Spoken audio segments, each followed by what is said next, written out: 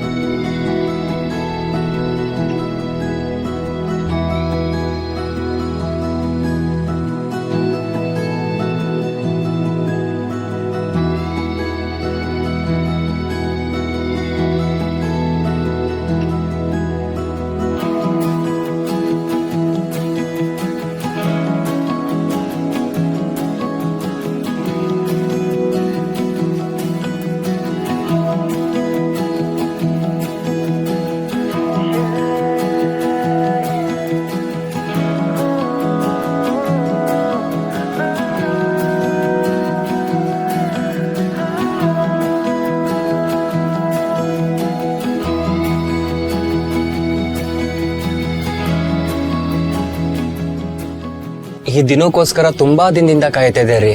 ಕೊನೆಗೂ ಆ ದಿನ ಬಂದೇ ಬಿಡ್ತು. ಭಯ ಆಗ್ತಾ ಇದೆ, ಗಂಟ್ಲು ಒಣಗ್ತದೆ, ನರ್ವಸ್ ಆಗಿದ್ದೀನಿ. ಬಟ್ ಹೇಳ್ಕೊಳ್ದೆ ವಿಧಿ ಇಲ್ಲ. ನನ್ನ ಪಾಲಿಗಿದು ಡೂ ಆರ್ ಡೈ ಸಿಚುವೇಶನ್ ಆಗ್ಬಿಟ್ಟಿದೆ.